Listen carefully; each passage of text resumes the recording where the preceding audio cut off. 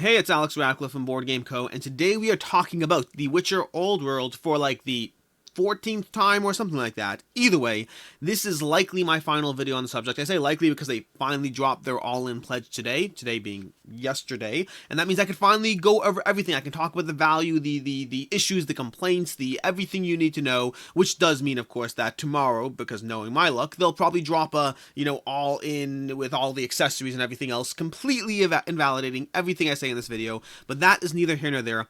Let's go ahead and go on into it. Now, before we begin, as usual, timestamps down below. I'll be covering, first of all, everything new in the Kickstarter, all the stuff, things to know about, what the pledge has, the core game, all the various add-ons, expansions, everything, and there is a lot. I'll be covering the drama, the complaints, the various issues and concerns backers had, as well as my own personal thoughts and feelings and updates and all that stuff. And then lastly, I'll be covering the should you back it, should you not, because now that we finally have that all-in pledge, and plus a few updates as well, I have a more informed picture. To be very clear, just to save you some time, in case you don't want to wait on to the end, I think this is mostly a good back, with some caveats. We'll jump into it. The base game, I think, for sure is a great back, and the more expensive things get, I think the worse that ratio gets, but with caveats, with things to consider. But we'll go all into that, into the should you back section, timestamps down below, in case you want to skip straight there.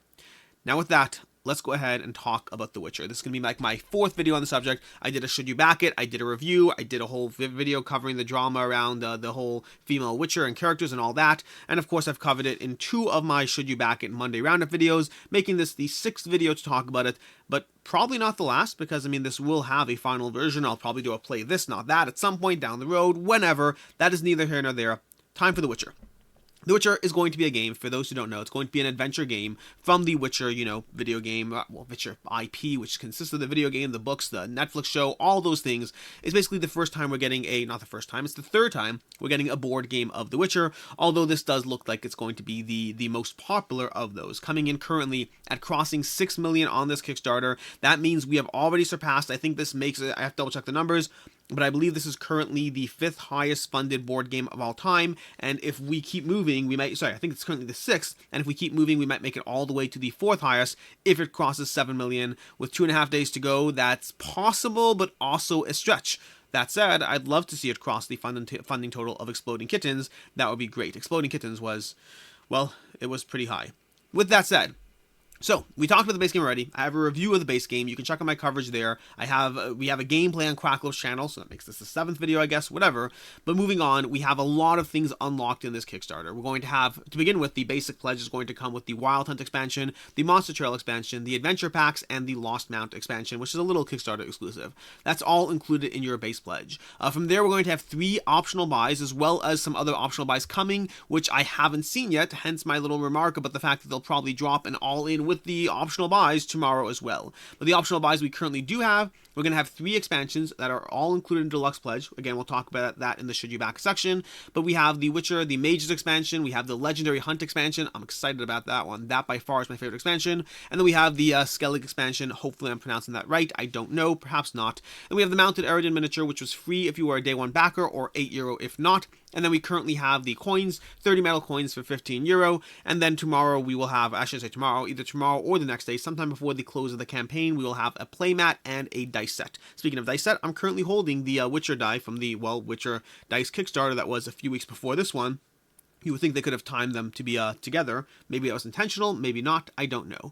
So what do each of these expansions include? What do they entail? Let's go through them, and I'm going to go through them by going through these stretch goals from the beginning and just scrolling down if I can find them without giving you all a stroke. So, stretch goals. The Adventure Pack is going to be the easiest one to cover because the Adventure Pack primarily just consists of more cards. This is being unlocked slowly but surely based on the Polish backers over on Zagram.to, and this is basically going to be more cards. Your base game of The Witcher comes with something like, I'd have to double check the numbers, but something like 150 cards, or maybe even less. You know what, let me check the numbers. The base game of the Kickstarter the base game of The Witcher comes with, let's see, we have 70 cards, nope, that's going to be there, and the components, nope, 56 event cards, 56 plus 72 is going to be what we have over there, 128 cards, that 128 with the stretch goals that we have, jumping to another additional 192, so more than doubling the amount of cards we have in terms of the exploration cards and the event cards, and all the story-based element stuff of, you encounter a person at the door, and the door person says, hey, do you want to play dice poker? And you say no, or yeah, sure, and that will determine your events, although better writing than I just came up with on the spot. at least based on the game I played, better writing than what I just came up with on the spot. And that's going to be expansion number 1. That's going to be Adventure Trail expansion. Next up, the thing that was advertised very heavily is going to be the Wild Hunt expansion. That's going to turn this, and these are both included for free in your core pledge. The Wild Hunt expansion is bringing you solo and cooperative gameplay. Basically, you're going to be tracking the Wild Hunt around the board. As the Wild Hunt moves around the board, you're going to have specific events that instead of dealing with your own events or whatever, you're going to have your exploration cards for the wild event that you're going to draw a card at the end of your turn for whatever's going on in this cooperative expansion as you slowly go around trying to deal with the Wild Hunt. So you're basically playing a cooperative game, slightly different twist, same basic core mechanics, but different twist to the sequencing and everything else. Next up, we have the Monster Trail expansion. Now you can see as we scroll through these, we are unlocking additional stretch goals as well. My understanding, without being certain, just because they didn't bundle this, is all stretch goal monsters that aren't tagged as anything else are going to be in the basic game. So you're going to have the 15 base monsters where you see in the game that were now up to like 26 total, something like that. I believe those are all in the base game, not a separate monster expansion, just based on the way they are bundling it. So the base game at retail, when you buy it at retail, but most things here are available at retail past 3 exclusives. So yeah, base game retail, 4 exclusives. Base game is going to be available at retail with all those monsters with everything else thrown in. So that's going to be that over there. Next up we have the Monster Trail expansion. The Monster Trail expansion is going to be adding a few things, all really coming around the idea of the Monster Trail. The Monster Trail is one of the things that I wanted. When I reviewed this game, I had a few critiques, a few aspects of, not really critiques, I mean, I gave the game a 5 out of 5. I'm looking forward to this game immensely. I really enjoyed it. But at the same time, there were elements of the gameplay that I thought were perhaps a little lighter, perhaps would get a little boring over time, over multiple plays. And the Monster Trail expansion is one of those things that I wanted the monsters to feel different. I didn't want to feel like, if the monsters don't matter, then what do I care if I'm fighting 15 monsters or 26 monsters? If the monsters all felt the same, and in the base game, they mostly felt the same, well then I wanted more from those monsters. I don't care about having 26 monsters all with one unique singular ability that is different, and the Monster Trail fixes that in a few ways. So to begin with, when you encounter a monster, they're going to be more difficult, okay? So they're going to be more difficult when you encounter them. They're going to have special combat cards shuffled into the main monster deck, and those combat cards will, depending on the level, you'll have 2, 3, or 4 shuffled in, and those cards will trigger different abilities based on the specific monster. So every monster now is not just a singular ability that has an impact at the beginning or end of a fight or whatever, but rather has a bunch of abilities that will represent harder attacks, things that will impact you in much more meaningful and obvious ways, including if you discard that card as part of dealing damage to it, it will also have an effect. So the monsters are much more meaningful and also inherently harder. And then to counter that hardness, they gave you the Monster Trail along with it. That aspect that when a monster is discovered, you're going to put down monster tokens in all of its terrain type, and you can go to each of those terrain types slowly interacting with the board in different ways, either getting bonuses unrelated to your battle, you learn something new about the fiend, and you draw an extra card at the end of your turn, alternatively related to your battle. Fiends are much more scared by whatever, so, you know, if you go ahead and attack it when you start your battle with a fiend, deal 1 extra damage. So it's going to have effects that will help you outside and inside battle as well. So again, it gives you that hard and less hard aspect to balance it out in terms of dealing with the monsters in the Monster Trail expansion. And along with that, we're also going to have the stretch goal. We have a new Name Your Witcher aspect, and the Monster Trail expansion, we're also going to have the School of the Manticore added as well. So there's going to be some additional things thrown in there. And then the Monster Trail expansion, let's see what else we have over here. We also are going to have upgraded cards, if I can find them. So we have the Wild Hunt, we have more monsters, we have an insert, we have upgraded dice, and then Monster Trail expansion is adding bombs as well. So the Monster Trail expansion has a lot of content in it. The bombs are going to be similar to potions, but more offensively based. The idea that you can attack with various bombs, again, similar to potions. You're gathering different cards that will impact your ability to do different things in battle. And in the case of these potions, they'll have different game effects, and the game effects might vary depending on if you fight it against a monster versus if you fight against another Witcher. They may have slightly different effects in the game. And then from there, we also have, we can keep scrolling, we have the bombs, we have the Wild Hunt, we have the Lost Mount expansion. Let's go ahead and cover that. The Lost Mount expansion is a little tiny little Kickstarter exclusive. It's not really an expansion so much as like a promo and a miniature, and that promo and miniature are effectively your horse. What's his name again? Roach, your horse, is basically going to get lost occasionally. So you're going to put the miniature somewhere on the board, and then when someone interacts with that miniature, they get like extra movement, and then the miniature relocates. A small little extra thematic connection to the video game. The idea being that Roach occasionally bugs out and gets stuck on a house or something like that. So it's just a little thematic quirk that they are throwing in there for fans of the video game. You could use it or not, Kickstarter exclusive. The Wild Hunt, more miniatures, more bosses. The Wild Hunt, as you can see through these stretch goals, most of these expansions are all being developed and added as you go through these stretch goals. And then continuing on with the Monster Trail expansion, introducing the concept of advanced action cards. Advanced action cards was another complaint that I had in the review. The idea that I enjoyed the deck building, but I wanted more nuance, more depth in that deck building. And so the advanced action cards gives you that nuance, it gives you that depth.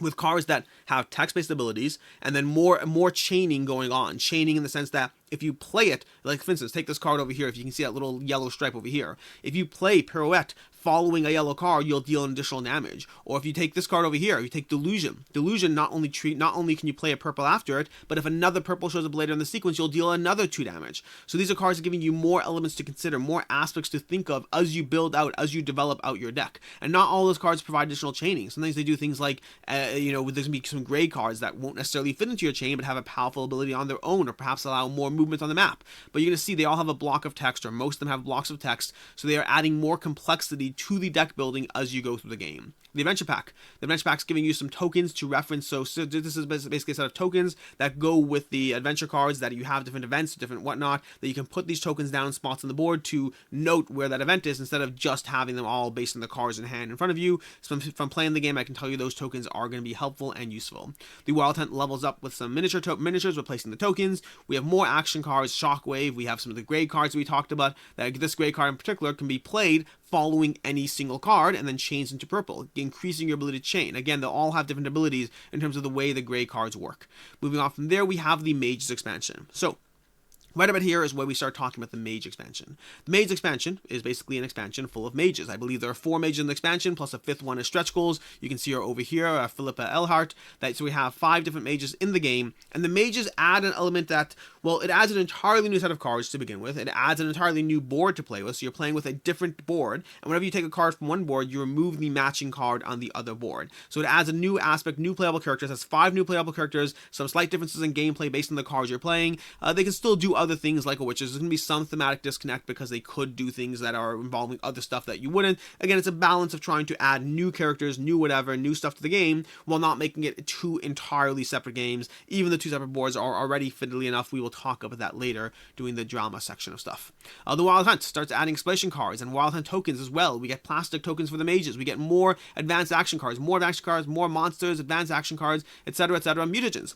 Mutagens I'm excited about. Mutagens represent more cards. Again, the Monster Trail expansion, by the way, if you have to get any one of the expansions, I recommend the Monster Trail expansion first and foremost. If you're picking this up at retail, if you're checking this video out 3 years from now, whatever it is, get the Monster Trail expansion. That by far adds the most content, assuming that the actual final retail product follows the split we're seeing in this Kickstarter. So, mutagens. What are mutagens? Mutagens are a bunch of cards that when you level up, instead, normally in the game, when you level up, you draw an extra card. Great, awesome, nice. Instead of mutagens, you draw an extra 3 cards from the top of the mutagen deck, and I believe you discard, I think you get rid of one of your cards from your deck, like you burn, trash a card, I could be mistaken. Either way, you end up with a mutagen. Not in your deck, but something rather that changes, some sort of augmentation to who you are, such as that basically it's tableau building. When you achieve a certain thing, then something else will happen. When you do X, Y will happen. So it gives you something else to strive for as you build out your character, as you develop your character, as you get involved in fights. There's an additional little mindset of, well, maybe if I do 6 damage in a blow, something else will trigger. Maybe if I buff my shields up to full, something else will trigger. It's an idea of adding a character to your ability that you didn't start with. You are effectively, as the name would suggest, mutating your character. And so that's going to be mutagens. Lots of more fun stuff. And then we go over here to the Grave Hag, then the Monster Pack. The Monster Pack is going to be a Kickstarter exclusive that we'll talk about. Basically, this is going to be if you went all in and only if you went all in, but it's Kickstarter exclusive. This is the biggest Kickstarter exclusive of the game, although arguably you can make the argument that Ciri is going to be the biggest Kickstarter exclusive of the game. She is available in all pledges, so not just in the all in, but this is giving you Ciri, the final female Witcher, bringing us up to 6 Witchers total in the base game, 5 males, 1 female. Then we have the Mage expansion pack with, I believe, 3 females, 2 males, giving you a total of, if I do my math correctly, 11 characters. I can do math. 5 plus 6 is equals 11. So 11 playable characters in this game, something like 26 monsters, and that's going to be all the stuff over there. Did I miss anything else? Yes, I did. I missed talking about the actual expansions. So let's go to the expansions over here. The expansions over here, we talked about the mages already because they showed up in the stretch goals, so that was easy enough. The other 2 don't really show up in the stretch goals past that legendary monster pack. Those 3 monsters technically are associated, each one with one of the expansions, but the legendary hunt expansion introduces the idea of these legendary monsters that are more difficult, that will be wandering around the board. They're not static. They will be wandering around the board, having an impact in a different way, and effectively you fight the final fight against them, triggering some sort of death blow, taking them out as you basically win the game. So they provide this element of more legendary monsters that are going on in the game.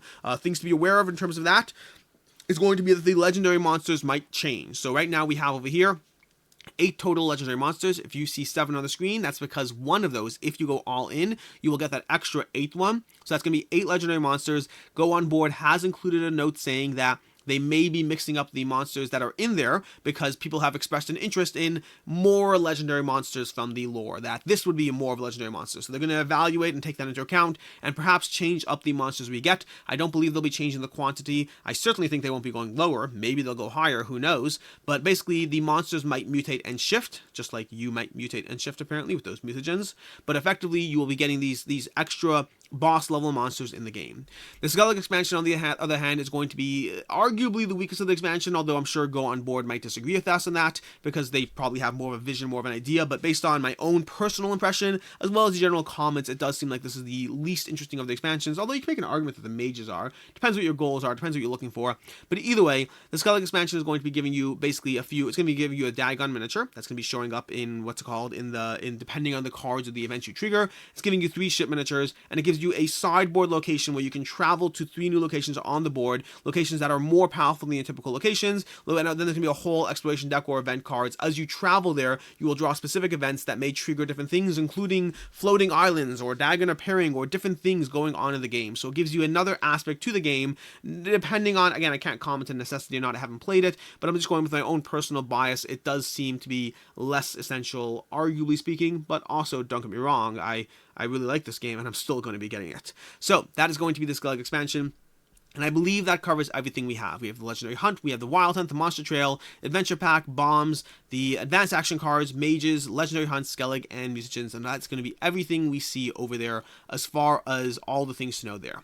Which brings us to the drama section of the campaign with 31,909 comments. You know what's more impressive than that 31,909? The fact that if you go into the comment section, there's only 8,240 core comments, which means on average, every comment is getting 4 replies. That's insane. The level of engagement, the level of conversation, the level of back and forth is absolutely insane and impressive. I do wish it was a bit more polite, but I mean, I wish things were a little politer on the internet. I do wish that we talked to each other the way we would talk to each other if we were in person. It's the comment sections in some of these larger Kickstarters. They tend to attract the worst. They tend to pull the worst out of us, that we engage and act and interact in ways that are dismissive or confrontational, entitled, complaining, and then the reverse happens too as well. You will have people attacking the people complaining, and don't get me wrong, arguably you could say I'm doing the same thing. I would suggest that I'm not attacking others so much as wishing we would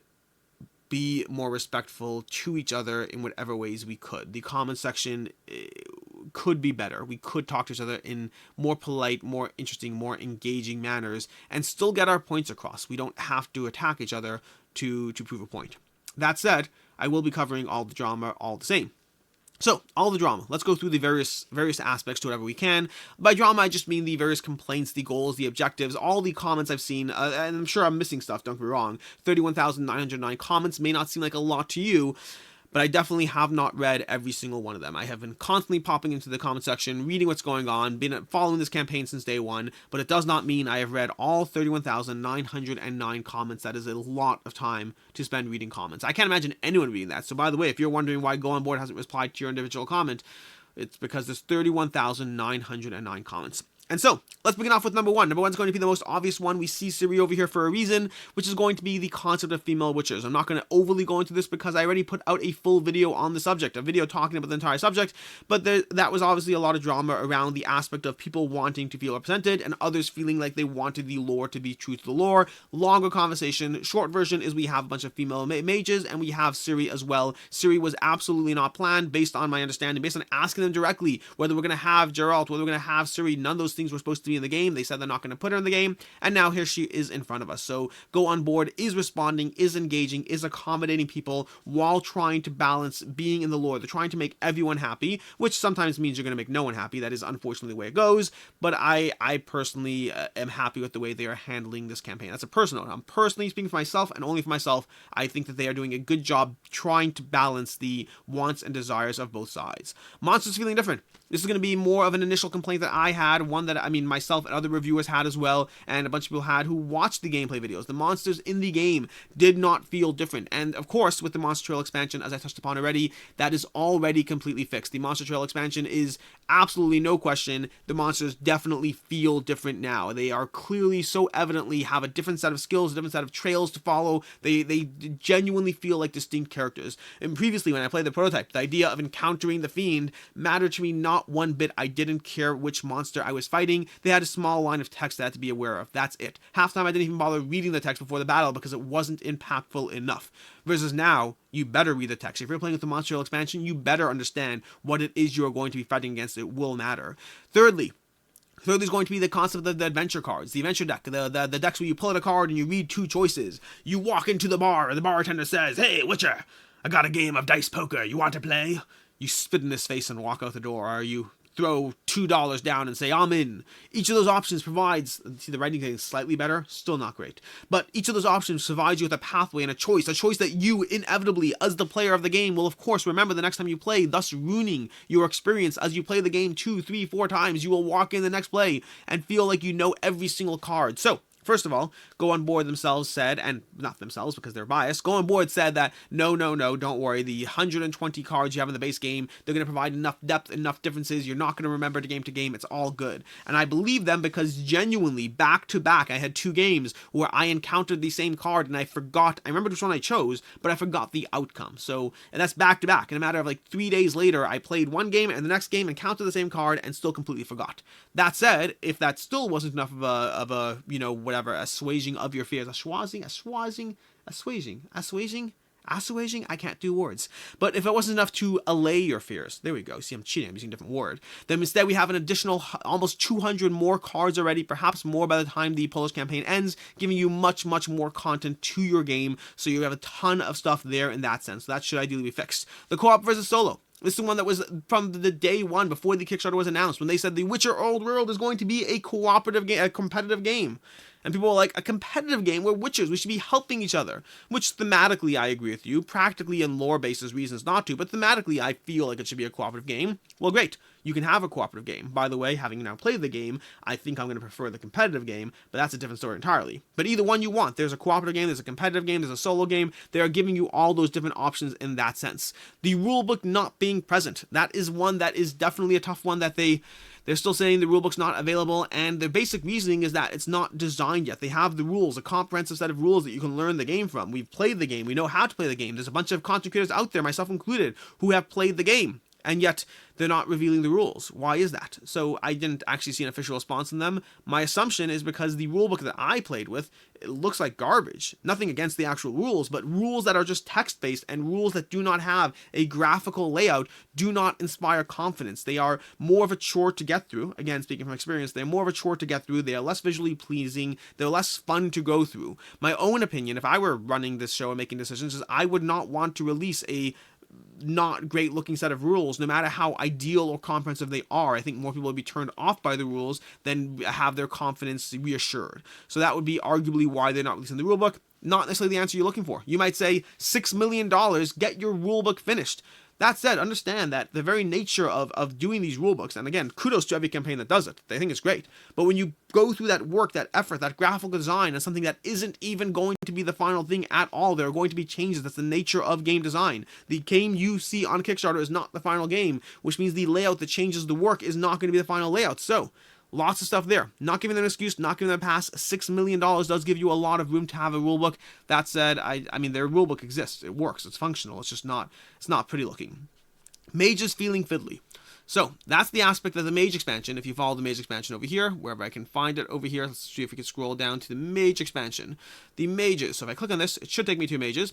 The Mages expansion introduces the idea of a full new board. A new board that's going to go side by side with your other things. Here we go. This board is going to go side by side. You're going to have 2 rows of cards. And when you take one card, you're going to like get rid of a card from the other row. The idea being that they want the both card rows moving properly. What happens if you play a game with 1 Mage and 3 Witchers? Then how are you going to balance that card row? So they have to make them interactive. They have to make them work together. You take one, it removes the other, and it works. Except it does seem like it would feel fiddly. You're adding an entire new card row, an entire new set of things you have to kind of manage just because you want to have a mage in the game. Literally, if you have a mage in your game, you have doubled the amount of work and hand stuff you're doing with the 2 card rows, and that may or may not feel fiddly and add to the frustration and annoyance of the gameplay. I can't comment on that. I haven't used the mage expansion. My assumption, just my own personal bias, my assumption is that it is an issue, it is an extra degree of fiddliness, but likely not as bad as we're anticipating. It's likely just grab 2 cards, move on. Not trying to minimize it. I think it will be an issue and a frustration and a fiddliness, and I wish there were a more elegant way to handle it. I don't have any good ideas, I just wish there were a more elegant way of handling it. General price point. So, let's talk about the general price point. We'll talk about this more in the should you back it, should you not. But let's talk about the price point of the base game, the deluxe, and then the expansions. And again, we're going to go with this more. We're going to go into this more in the should you back it, but just general idea. So, general price point of the game coming in at, what is it again? We're looking at 70 euros, $86 for the base game, but that includes all these expansions. We're going to have 125 euro, basically an extra 50 euros, an extra 55 euro for all the deluxe content. Now, deluxe content is going to be roughly 26 miniatures. We're going to have roughly 26 miniatures and a few extra other stuff, some tokens and things like that. The door for the bars when you have fights are all going to be added to your deluxe pledge, which means you're paying roughly 2 euros extra per miniature to get the deluxe pledge. Is that worth it or not? It's expensive. I mean, if you look at other campaigns, then inherently other campaigns, I can point to multiple campaigns out there that have a price point far closer of $1 a miniature, let alone €2 per miniature. So it's a big gap. It is not cheap in terms of the miniatures. Now, the size of the miniatures do vary. Some are larger than others, so some of them make sense. Others are basically roughly the same size as a Witcher, not like as high as not as big as I would like for the price point. That said, I'm definitely going to be getting the deluxe, and I would encourage those who are less budget conscious and interested in the game. I think the miniatures will add a lot to the board. I played the game with the tokens. It was a great game. I enjoyed it with the tokens.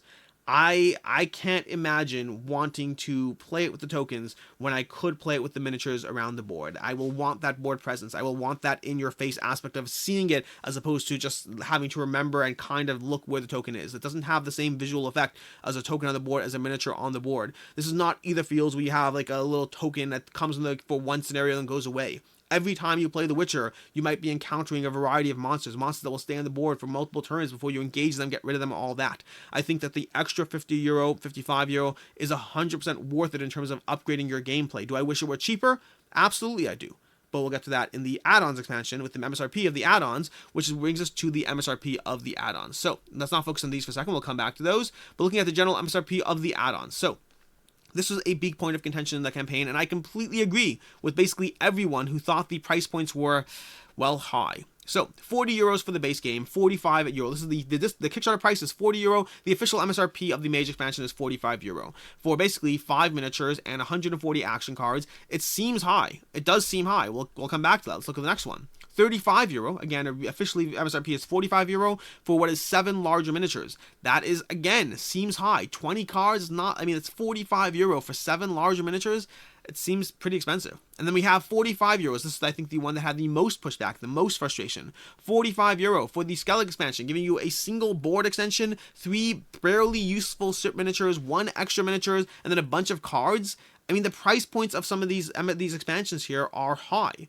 Like, that's genuinely high, and it's frustrating for those who are looking at the content and then weighing it up against other things. Now, there's going to be a few answers here. To begin with, I think they're high. I'm not trying to sugarcoat it. I do think they're high. I think that they are higher than I would like. Every single one of these price points that I saw, possibly the Legendary Hunt was the one I thought was the least high. But that's arguably because they're showing you the 35 price point.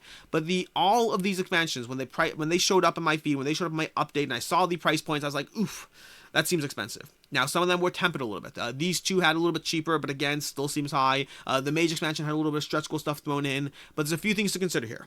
To begin with, all the time, if you look at any common Kickstarter, any large Kickstarter, the expansion content is always overpriced in relation to the base game content. That is for a variety of reasons. First of all, to increase their margins on extra content. Secondly, because less people buy the expansions. If you have half the people buying the expansions, your investment price point is the same, but your actual cost per goods, your cost per goods.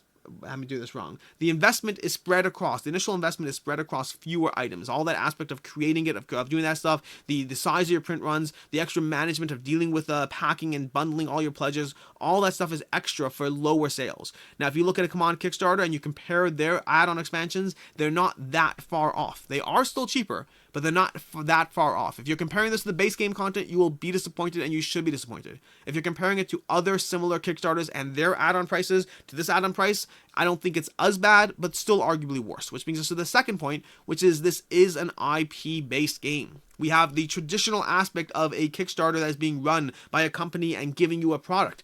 But then, like anything else, like Marvel United, okay, you have other things that will be thrown in here in terms of people who are saying, hey, you're buying our IP, we need a piece of the pie. There's inherently someone else taking a small portion off the top in some way, shape, or form. I don't know what the arrangement looks like. I don't know if it's a single fee. I don't know if it's per whatever. I have no clue what the arrangement looks like. But whenever you're dealing with an IP, there is an extra price you will pay to get those things. It is unfortunately the nature. You want that Witcher IP, you want that Marvel United IP, you are going to pay a little bit more for that content. So is it cheap? No. Is it actually going to be the MSRP? I mean, I'd argue probably yes. Am I still disappointed with the Skellige Expansion despite my explanations of the other two? Arguably yes. And then lastly is going to be the changing MSRP, which is something that, again, they changed over this on the page, which they basically, the MSRP for the Wild Hunt Montreal Adventure Pack were lower, and then they changed them up. Now, this is one where I'm going to argue it both ways. To begin with, I would not have done that. It's the kind of thing that will introduce people unnecessarily upset over a non-issue. You will have people looking at the changing MSRP and being like, oh, look at that, GoOnBoard's inflating the prices or whatever it is. No, what's happening is they are constantly adding content to your goals. They're constantly adding content to the stretch goals, and then that will change the MSRP. The more content you add, the more the MSRP will change. Now, you want to make the argument, which I would make, by the way, the reverse argument should be, no, just put the MSRP what it is, and then the stretch goals will slowly expand. Just do it that way. Don't change it as you go. Well, guess what? They tried that. They tried that with the Mage expansion, throwing in, giving you that Mage expansion over here, where they said, hey, look, here's the price of the MSRP, and then they added content after, but the problem is it's too late. At that point, people are looking at the initial price and value and kind of saying, doesn't work for me. So basically, I actually agree that they shouldn't have done the MSRP until they're done or just showing the final MSRP, but you have people upset and frustrated them for taking the reverse approach. So basically, whichever way they handle it, whether they try to incrementally adjust it to show the content as you're aware of it, or whether they show you the price up front and then add the content, both ways have resulted in pushback. So that is going to be basically the answer there is you're putting them in between a rock and a hard place. Whichever way they choose, they're getting a little bit slapped around first. And that's going to be everything else. Now keep in mind, before we get into the should you back it, this is a long video, before we get into the should you back it, should you not, understand that at $6 million and 36,000 backers, good job, GoOnBoard. I mean, that's insane. I'm insanely happy for them. I'm excited for the Kickstarter. I'm excited for the company. This is a company that has had two smaller Kickstarters that were still large in the comparison of the general ecosystem. They had Kickstarters in the $200,000, $300,000 range, which is not something to be ashamed of in the slightest. Those are decent successes. I still need to play my copy of Titans. I need to get these games to the table. I'm excited for GoOnBoard, but The Witcher Old World coming in at $6 million, closing in, by the time this campaign is done, it will be $6.5 million almost certainly, and there's a chance it closes in on 7. I don't know what's going to happen here. I'm excited, I'm intrigued, but again, this is in the top 10 Kickstarters of all time, top 10 board game Kickstarters of all time, and it could well lock in that 3 slot if it fights just a little bit harder and makes that line, which is, drama aside, at the end of the day, they have a success on their hands. Which brings us to the should you back it. So, I don't often have videos like this, where I often have update videos. When I'm doing a Command Kickstarter, I tend to like Command Kickstarters. When I'm talking with them, I will have the update videos about here's all the new stuff. It's rare that I don't actually have a firm opinion on the value of a game until the end of a Kickstarter. It's rare. It happens, but it's rare. I usually have a much better idea, a much higher degree of certainty early on, getting a feel for the Kickstarter between the company's practices in the past or between just seeing what they're adding and what's going on. In the case of The Witcher Old World, while I was optimistic that it would be a good back, I was not certain. The combination of not knowing the MSRPs, of not knowing the value of all those expansions you are getting in the base pledge, the combination of that price point, what is it, $86 for a base game, $86 for 15 miniatures, not even miniatures, forget that, you have to pay those, $86 for 5 miniatures, 15 monsters, and then a bunch of extra expansion content. It was not clear to me at all. And then combine that with the lack of exclusives, and that means that just wait for retail. You can get this game at retail. There's no rush to get it now. But that was at the beginning. That was at day 1. And as the time went on, more and more it shifted towards it being a good back at the base pledge, which we'll get to in a second why, but even the higher pledges, the deluxe pledge or even the all-in that they released, those were less clear. And again, we'll break down the numbers shortly. But at this point, I would say confidently that I believe all of them are good backs, although the degree to which they are good backs does vary. And to go over that, there's basically two things that you want to take into account when you're factoring in the value of a Kickstarter and whether you should get it now or later. And those two things effectively come down to the price point of the campaign compared to the price point of retail, and then the availability at retail compared to the campaign. So in other words, price point and exclusives are the two things you are paying attention to when you look at a campaign. To begin with, when you look at any game on the secondhand market, if you're looking at your online game store, this will obviously vary depending if you're international, depending on if you even could get it. But if you're looking at a typical online game store and typical availability, your MSRP to price ratio usually is in the range of 70 to 85%, meaning a $100 game with a $100 MSRP game will often be somewhere between $70 to $85 online. Okay, 70 to 85% of that total amount. So why is that relevant? If you look at your base pledge, that base pledge with the MSRP for the base game coming in at 70, I believe it was, let me see, it was 75 euro, I believe it was, for the base game as the MSRP, and then the 50, 45, and 30. Now, for what it's worth, I actually did this with the earlier numbers, so I'm going to stick with that just because I did the math there, but using the earlier numbers where it's all a little bit less, the total value, I believe, was 185 euro worth of MSRP, and you're paying 70 euro for that. Okay, so 185 euro worth of MSRP, and if you add it all up now, I think it's 200, but let's use the 185 still.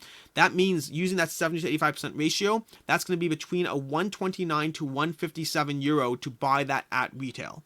And you can get it for 70 euro plus roughly $20 shipping, 20 euro shipping. So you're looking at roughly 90 euro for something that's going to cost you at retail somewhere between 130 to 157 euro. That's before you factor in anything to do with exclusives or anything else. Now keep in mind, this all only holds up if this MSRPs that we're being given actually end up falling into the traditional vein of what we see later. But usually they will, so I'm going to stick with those. That makes the base game easily a base pledge before you factor in exclusives. And for exclusives, you will have the Lost Mount. If you back day one, you'll have the Mounted Eridan, and then of course you'll have Siri. Those all make the base pledge an easy back in my opinion. The deluxe pledge, slightly worse, but still pretty good. 125 euro instead for roughly 240 worth of MSRP, and again, it's 255 if you jump up here, meaning that price point would be between 168 to 204, depending on the 70 to 85% range. So factor in the shipping as well. The shipping's again going to be roughly 20 euro again. So you're talking about 145 euro for between a later price point of 168 to 204, again making the Kickstarter the better back, again before exclusives. Which brings us to the all-in. The all-in was the hardest one, and up until literally today, I was not confident of the all-in value because the all-in pledge, 230 euro for 370 MSRP. A 370 MSRP at that price point is coming in for between 259 to 314. Again, the 70 to 85% ratio, that means between 259 to 314, and you're getting it for 230 euro here. Once you factor in the shipping costs, which are roughly in the range of 30 euro, that basically means it's almost the same price, potentially a better price, depending on where we actually land on final prices of the MSRP down the road. So effectively, the all-in was easily the worst back, proportionally speaking. Not necessarily a bad back, but the worst back, and bordering on maybe just get it at retail, especially if you don't care about some of those expansions. That said, that picture changed completely with the addition of those miniatures. With the addition of the all-in exclusives, which is arguably the best exclusive in the game. Again, Siri might be the best one, but arguably the best one is going to be the groupings of 3 miniatures that is available, the 3 monsters that are available exclusive for the all-in. That takes a price point for the all-in that borders on either decent to actually good, depending on what the final price will be at retail, and then throw in the extra exclusive that we have, the Siri, the mounted miniature, the what's it called? I'm forgetting one. We have the mounted miniature with the Lost Map pack, and we have the mounted Eridan, and then we have these 3 monsters. And that makes even the all-in price, proportionally, it is the worst deal of everything else, but it is still easily a good deal based on the price points and based on the exclusives we have. And that effectively is the Witcher Old World. A lot of content for this game, a lot of stuff. Most of the stuff I think adds to my experience. Some of it may not. The mages I think will be helpful. I don't think they're essential to me. The Skellige Expansion, I'm looking forward to it. I'll try it out for sure. But really the core game, and then all the monster trails, the solo co-op expansion, the adventure pack, and then the monster pack or whatever, the expensive, whatever it is, legendary hunt, whatever it is, all those stuff only add to my experience of a game that I already enjoyed, only further augment and develop a board game that I am excited for. I cannot wait for The Witcher Old World to hit my table. I cannot wait for this to come back to my house, to set this up, and then to play it, whether myself, whether with my wife, whether with my gaming group. This is a game that I very much enjoyed, and I'm looking forward to getting to the table again. Until next time, this has been a longer video, bordering on 40 minutes long for an update video. That's just because there's a lot of stuff to cover, and until just now, I was not confident. This is your GoOnBoard. Now you can go ahead and drop the actual all in tomorrow so that I could, I'm not going to be doing another video. This is my last video before the campaign ends. If there's another update, well, we'll just have to deal with it. Until next time, I'm Alex Radcliffe from Board Game Co., and I hope you have a good one.